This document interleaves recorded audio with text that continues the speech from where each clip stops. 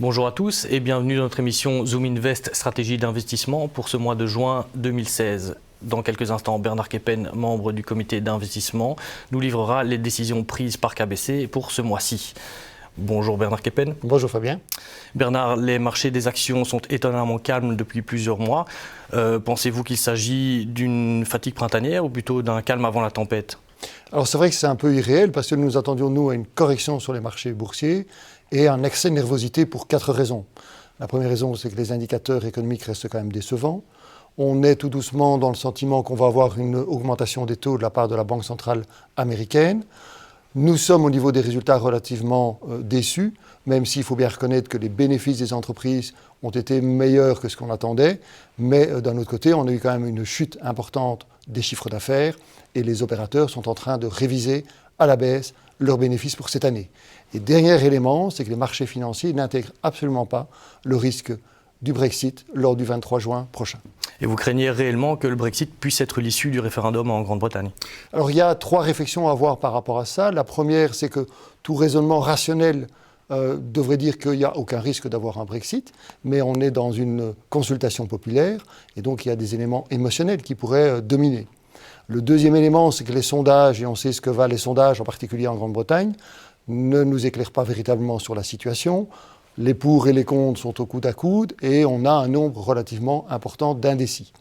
Et le troisième élément, c'est qu'effectivement, les marchés n'intègrent absolument pas le risque que la Grande-Bretagne puisse sortir de l'Union européenne.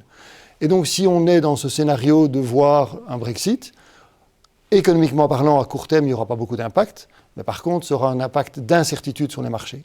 Or, les marchés financiers ont horreur de l'incertitude et la conséquence, ce sera quoi ? Ce sera une baisse des cours aussi bien en Grande-Bretagne que dans la zone euro. Donc vous adaptez votre stratégie ?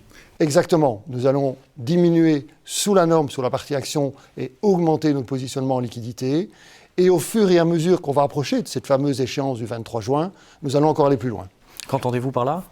Alors, ça veut dire que pour les fonds qui sont sans surveillance de niveau plancher, où nous avons fortement diminué notre pondération action, nous sommes prêts à nous réengager et donc à réaugmenter cette position en fonction de l'évolution des marchés, si on est dans une anticipation d'un risque de Brexit, et donc là une baisse des marchés, ou si clairement on a une chute des marchés le 24 juin, parce qu'on a véritablement un Brexit.